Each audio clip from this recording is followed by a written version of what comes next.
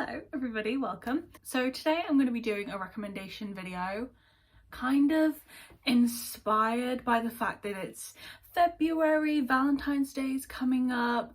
I thought this would be a fun idea to do some book recommendations based on love languages. There's not really any rhyme or reason concerning like whether it's a receptive love language or like a giving kind of love language, because obviously there's a difference in how you receive and give.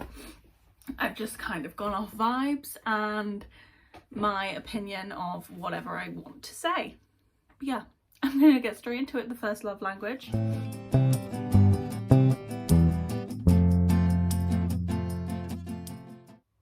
Physical touch was the hardest for me to come up with recommendations for, because throw a stone at my bookshelf, you're gonna find a book that has physical touch in it. But I think the difference between like a book that's just got like spice and smut in it and a book that's really like favouring a physical touch love language is in like the little moments, it's in the hand grazes. So I was kind of going on that vibe rather than like this is a spicy book recommendation section. That's not what this is. So the first book that I picked for this was The Roommate by Rosie Danan, and this, I feel like on initial instincts reading the blurb you'd probably think, oh well, that kind of just sounds like what you were saying before, it's just about like spice, like sexual physical touch. It's making me cringe because my little sister's gonna watch me say that. She's not that little, she's 18, it's fine. She's not, how old is Sienna? Sorry Sienna, love you. So this book is basically about a girl called Clara who moves in with like a new person, a roommate, and she finds out he's an adult film actor. And I can't really remember what the rest of the plot is, but I feel like maybe she's really inexperienced and he's like, oh, I can like help you get a bit more comfortable, something along that. But what I really loved about this book was it's very like following the themes of destigmatizing like female pleasure, and like destigmatizing just the sex work industry in general. Like also there was a healthy amount of like cute, tender, soft, sweet, lusty, also like spicy moments. So this kind of had this has the whole rounder. This covers all the bases for a physical touch love language, in my opinion. So the next book I have for this love language is Archer's Voice. Now, before I get into my explanation, I saw a Goodreads comment when I was like just looking up books trying to find what I wanted that said Archer's Voice is not a romance, it's a love story.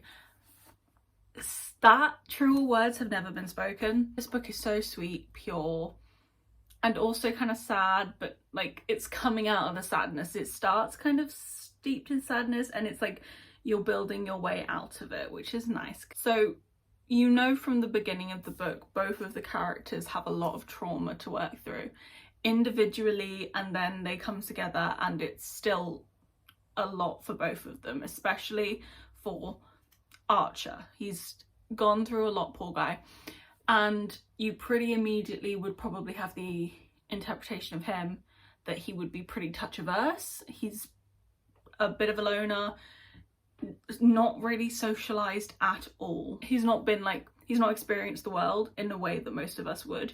So you would expect him to be very uncomfortable, in my opinion, with touch, comfort, anything like that.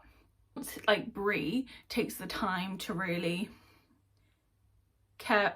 takes the time to get to know Archer, gains his trust. Like you see how much he really craves that physical connection and like needs that comfort. It's nice to see him kind of almost relax and just let go with Bree for at least that little moment of time, not be so uncomfortable. I don't know, I might have said too much, but I really don't think that spoils anything. That's gonna be the end of that section, because as I said, I really struggled to find books specifically for physical touch, because as I said, every single romance book is gonna have physical touch in it to a certain degree. It's hard to like categorize it, as this is the highest overarching love language. The next love language I'm going to be talking about is acts of service, which I think that's probably one of one of us girlies' overall favourites. I feel like that gives the opportunity for like the little things that you can do which they're not actually looking for any kind of like praise or anything for it. It's purely to just make the other person more comfortable or happy. So the first recommendation I have for that is The Right Move by Liz Tomford. I don't have that book with me, but it is the second book in the Windy City series. You could just read it, to be honest, if you haven't read the first one. They're interconnected standalones, so you'd see the couple from the first book, but you could go back and just read it if you wanted to. But this book is about Ryan Shea, who is I believe he's a basketball player, and he's like a big deal. He's like the biggest basketball player kind of vibes. And basically his sister's best friend, I think, moves in with him. Forgetting her name, it's not in my mind right now. And he's not particularly nice. He's not mean, but he's just not that interested in like having her there, speaking to her. But he's just like the sweetest guy ever on the inside. Like, he's just a good person, so he does lots of things from the start just to make her life easier, more comfortable. And it really is the little moments where you see him like starting to get feelings for her and falling in love with her. Like, I'm not going to give any of the specific little moments, because I feel like when they come up, that's the fun of the book. Like, that's what really is like making you like giggle and squeal. So I'm not going to give you any of them, but there are multitudes of just sweet little things that he does that if a man did for you in real life, it's over and it would never happen. Okay, so the next book for acts of service is The Simple Wild by K.A. Tucker. I read this not that long ago. I read this in December, and I actually listened to it on audiobook. I would really recommend listening to this. I really enjoyed that experience. But it's basically about this girl, Calla, who finds out something about her dad, who she's been estranged from. So she ends up moving to Alaska for a little bit to get to know him. And it's like rural Alaska, like nothing's around for miles kind of energy, except for like one supermarket, and you can't get anything there. What he does out there is he flies planes. That's his big thing. And she gets there and she meets this, what are they, pilot? Yeah, that's what they're called. She meets this pilot called Jonah, and immediately they are like bickering. He doesn't like her, she doesn't really like him because he's rude, and that is just what it is. Jonah is very committed for a decent portion of the book to not liking Calla. He's just not interested, doesn't like her, thinks she's a spoiled brat. That's what it is. He's a very broody, grumpy kind of guy. But he's a broody, grumpy kind of guy who's actually just the most serving person you've ever met. Like, to the point where it's like, maybe just calm down. You don't need to like do everything for everybody else all the time kind of thing. So even though he doesn't like her apparently at all, he does all of these little things to make her life easier. And then you also just see him do that for everybody, literally for everybody. He goes out of his way to help. So he's just a really nice guy, to be honest. That's what you realise. You're like, wow, because I started the book and I was like, this guy's a prick. Like, I'm actually not gonna grow to like him because he's just a prick. But I was wrong, I did. So yeah, Simple Wild for a little bit of a more slow burny, grumpy acts of service moment. So my next book recommendation, final book recommendation for acts of service, is going to be Consider Me by Becca Mack. I will scream about this book from the rooftops. I loved it. If you haven't tried it and you like a hockey romance, I would really try it. It's so good. This is about a guy called Carter. He's like top player, the NHL, aren't they always? He's like kind of the bad boy, but more just like, he's just like a slut, you know? Like that's just who he is. He's just a slut. And his energy isn't really like broody, mean. He's quite goofy.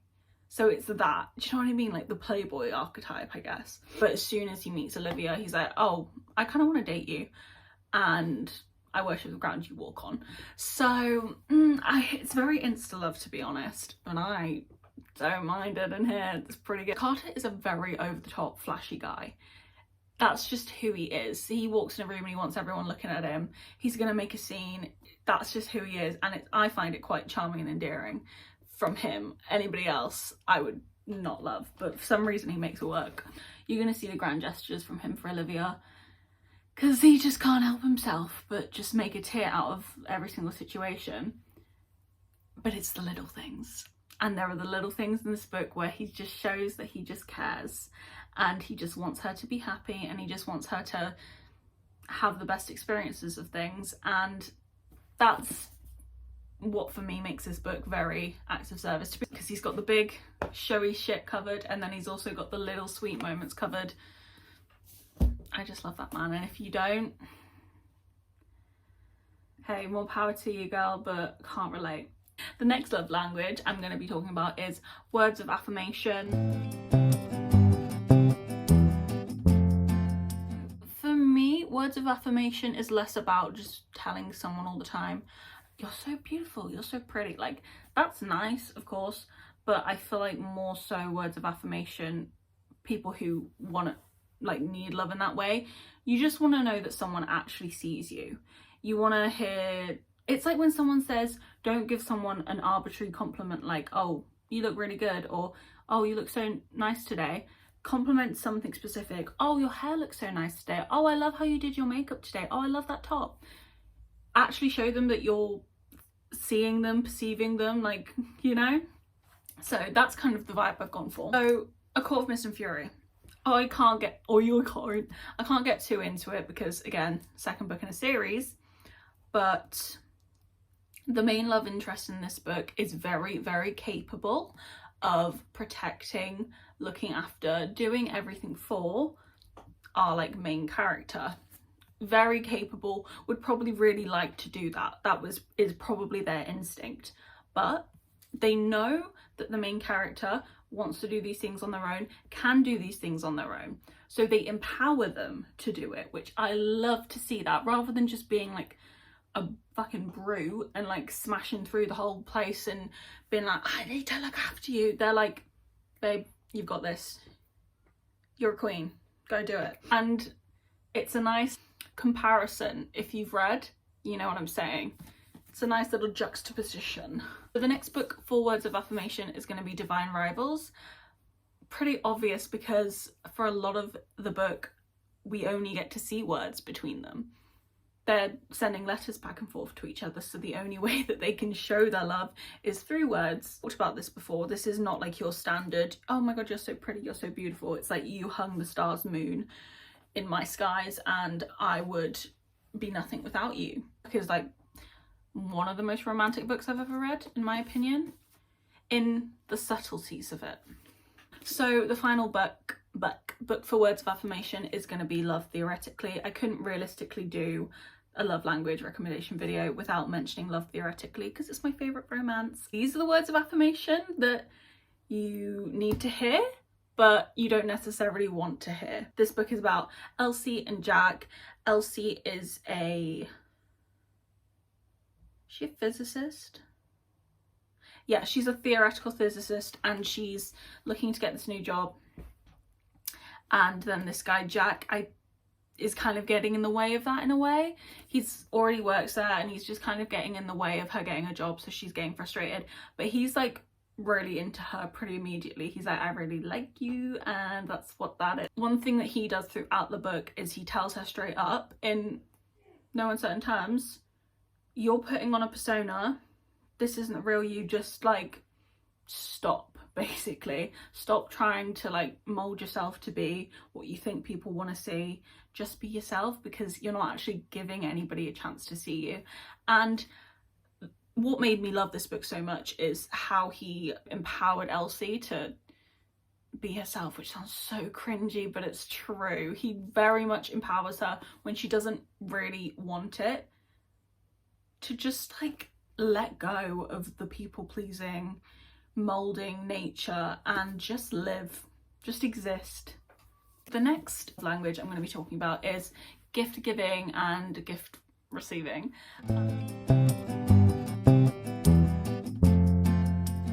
This is probably the most like controversial love language, because I feel like people just perceive if you enjoy getting gifts as you're materialistic, which I don't think that's what it is.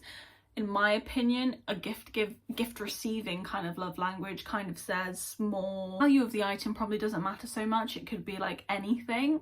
It's about knowing that that person saw something and thought of you, or, you know, they know you well enough to know that you'd really like that. It's, you know, it's not about the actual thing, it's about the intention behind the thing. So yeah, I feel like this love language isn't actually that represented in the like receptive kind of way, because as I said, it's kind of looked down upon to like want someone to go out of their way to give you gifts. Magnolia, she is never going to say no to a gift. No, she is never going to say no to a gift. My girl likes the finer things in life, and she's going to really appreciate that gift, and she's going to feel like you care about her, like you listen to her, like you love her, because you've gone out of your way to get her something that she really loves. She very much loves her designers. She loves to put an ensemble together. So if you've gone out of your way to really know what she wants, what she likes, that shows attention, that shows love, that shows care. She's gonna really, really appreciate that. My next receiving girly is gonna be Selena Zardofian. Kind of similar to Magnolia, she just enjoys the finer things of life, and it isn't, in my opinion, that she's like a materialistic bad person because of that. She just likes nice things, and she's gonna appreciate a nice gift at the end of the day. And to be honest, if you're not getting the gift for her, she's probably gonna buy it for herself, because that's my girl. I love her. And then my final recommendation for gift giving is going to be the cheat sheet. This is less in the vein of like receiving gifts as a love language, more gift giving. And this kind of goes more in the direction of like, no expense is too much to make you happy, is what I kind of get from this book. I'm thinking of one very specific thing. So this book is basically about two friends, Brie and Nathan. Nathan is in the NFL, very random. And Brie is a ballerina. I think she's a ballet teacher, I think she's a ballet teacher. And they are like longtime best friends who both are in love with each other and the other doesn't know. So yeah. And then I think they have to fake date for a bit, but the gift giving aspect in this is definitely less about the material and thinking the other person wants something. It's more about, I'm gonna give you anything I need at no price is too high to make you happy. And I think that's really sweet. And then the final love language is gonna be quality time. The first, actually more couple than specific book that I thought of for quality time was Reich and Daisy. I've picked Hot House Flower, but honestly you can kind of see it in most of the books from this point. Reich and Daisy are very, very similar in the activities they want to do, in the things they enjoy, how they want to spend their time, etc, etc. A lot of these activities are things that people might not want to do with them. Specifically for Daisy, she's kind of been put in a position throughout her life where she's not been able to do the things she really wants to do because it's just too much for everybody else, and they perceive it as her just like being wild and wanting to just kind of, yeah, be wild and irresponsible and whatever. Reich allows her to just live her life, do what she needs to do. They are so compatible in their interests that it feels like all the time that they spend together, from what you hear about it, is really making the most of like doing things that they both really want to do, rather than just like whatever we have to do in this moment. They really like make the most out of life together and experience things. If you want to experience things, then you've got to experience things, because I don't think you actually want to experience things, because if you did, you just experience them. Next book for this love language is going to be You and Me on Vacation, or People We Meet on Vacation is the I think US title, or maybe that's the other global title, I'm not sure. It's really about Poppy and Alex, who are two best friends. Poppy is a travel writer, and they basically go on holiday together every summer for the past 12 years, and then I think they didn't go one summer, and then it's like, okay, let's have one final summer kind of thing. I picked these two because they are polar opposites in so many ways, but really make an effort to spend that time together in this summer, like do this holiday. Specifically Alex, he kind of just goes along with what Poppy wants to do on these holidays, where she wants to go, because obviously she's the travel writer, this is kind of her thing, but he's going to come along and be there with her, even though it's definitely probably not his idea of a good time. He just wants to be there to spend the time with her, and this is a slow burn, like slow burn. Well, I mean, it's like a 400, you don't really see the slow burn, but if this was in real time, it's a slow burn. The only real glimpse you get of like long-term feelings is just like the time put in to nurture that relationship through these holidays, because at the end of the day, if you're not spending time, you're not going to be growing like a relationship, are you? And then this is actually my final book recommendation for the whole video, but specifically for this story is going to be Love in Other Words. And I think this is really tailored for a reader, because if you're a reader with a quality time love language, I feel like I can't really imagine a more apt way to spend time with your partner than sitting and reading, sitting and discussing books, you know, talking about your favorite books, recommending books to each other, just being together and reading, not having to really talk, just being in each other's presence. If that sounds good to you, and if you haven't read, I feel like everybody's probably read this book if you're a reader, but I hadn't read it until this summer. So oh yeah, it's about, what are their names? Fuck, I can never remember their names. Elliot and Maisie? Is it Maisie? Macy. Elliot and Macy have a childhood friendship, separation. It's a second chance romance, and they're both readers. It's very sweet and cute, and I like it a lot. That's going to be all the recommendations I have for you today. I hope you really enjoyed this video. I hope you found maybe a new book recommendation that you didn't think of based on your love language. I think this is a really actually fun way to recommend a romance, because hearing just like the blurb of a romance, you're not really gonna know if you like it or not, because a lot of these romances, they just have weird arbitrary storylines. It's like very random, and you're like, okay, maybe I could potentially like that. But it is these things like, are there those little sweet moments of like seeing that someone actually cares when you couldn't see it with what they were saying, but you can see it in their actions? Are there these like little touches and like grazing of the hands? Are there similar interests? I don't know, but like all these little things I feel like could give you a better gauge of if you're actually going to like the book, rather than just like, they are going on holiday in a car and they are going to be fighting and then they're going to be making up, you know? I don't know. That was a really bad book. I couldn't write a book by the sounds of that. Thank you so much for watching. I really hope you enjoyed, and yeah, please come back next time. Like this video, subscribe to this channel. Yeah, bye.